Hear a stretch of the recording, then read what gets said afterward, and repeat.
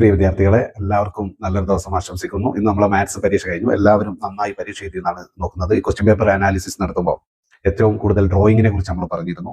ഡ്രോയിങ്ങിന്റെ ചോദ്യം 26ാമത്തെ ചോദ്യം ഡ്രോയിങ് ആയിരുന്നു. ടാൻജന്റ് വരക്കാനുള്ള ചോദ്യം. അത് നമ്മൾ വീഡിയോയിലെ അതേ അളവുകൾ വെച്ചിട്ട് തന്നെയാണ് വന്നത്. 27ാമത്തെ ചോദ്യം ഒരു റെക്ടാംഗിൾ ഈക്വൽ ഏരിയ വരുന്ന സ്ക്വയർ വരക്കാനുള്ള ഡ്രോയിങ് ആണ്. അത് നിങ്ങൾക്ക് നേരത്തെ ചെയ്ത് കാണിച്ചിരുന്നു. അതുപോലെ 14ാമത്തെ ചോദ്യം എക്സ് ആൻഡ് വൈ ആക്സിസ് വരച്ചിട്ട് മാർക്ക് ചെയ്യാനുള്ളതാണ്. അതുപോലെ 22ലെ ചോദ്യം ബി ചോദ്യം നിങ്ങൾക്ക് വേണമെങ്കിൽ 22ലെ ബി പിന്നെ R equal to A by S എന്ന ഇക്വേഷൻ വെച്ച് ചെയ്യാം. ഒരു നിലക്കും അത് നിങ്ങൾക്ക് ബുദ്ധിമുട്ടാണെങ്കിൽ നിങ്ങൾക്ക് എന്ത് ചെയ്യാം, ഇൻസർക്കിൾ വരച്ച് നിങ്ങൾ ഇൻസർക്കിൾ റേഡിയസ് അളന്ന് എഴുതി റേഡിയസ് എത്രയാണെന്ന് എഴുതി കൊടുത്തിട്ടും നിങ്ങൾക്ക് ചെയ്യാവുന്നതാണ്. ഏകദേശം ഡ്രോയിങ് നോക്കുമ്പോൾ 12, 15 മാർക്കിന്റെ ചോദ്യങ്ങൾ ഡ്രോയിങ് ആയി വന്നിട്ടുണ്ട്. അപ്പം വരുന്ന SLC പരീക്ഷയിൽ ഉറപ്പായിട്ടും നിങ്ങൾക്ക് ഏകദേശം 15 മാർക്ക് ഡ്രോയിങ് എന്തായാലും ആ പരീക്ഷയ്ക്ക് വരുമെന്ന് ഉറപ്പാണ്.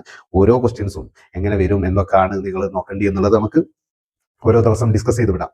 ഇതിൽ ഏറ്റവും ടഫായി വന്നൊരു ചോദ്യം എന്ന് പറയുന്നത് കുട്ടികൾ ബുദ്ധിമുട്ടാണ് എന്ന് പറഞ്ഞത് 24ലെ എ ക്വസ്റ്റ്യൻ ആണ്. അത് ട്രിഗണോമെട്രി വെച്ച് ചെയ്യുന്ന എ ക്വസ്റ്റ്യൻ ആണ് കുറച്ച് ബുദ്ധിമുട്ട് കുട്ടികൾ പറഞ്ഞത്. പക്ഷേ നിങ്ങൾക്ക് വേണമെങ്കിൽ എ ബുദ്ധിമുട്ടാണെങ്കിൽ ബി ക്വസ്റ്റ്യൻ ചെയ്യാവുന്നതാണ് എന്നുള്ളതാണ്. ബി ചെയ്താൽ നിങ്ങൾ ആ പ്രശ്നം തീരും. ഇനി അതല്ല അതിനകത്ത് സ്കിപ്പ് ചെയ്താലും നിങ്ങൾക്ക് സുഖമായിട്ടും 72 മാർക്ക് കിട്ടാനുള്ള ചാൻസ് ഉണ്ട്. 70 മാർക്ക് മതി നമുക്ക് SLC എക്സാമിലേക്ക് വരുമ്പോൾ 70 മാർക്ക് മതി.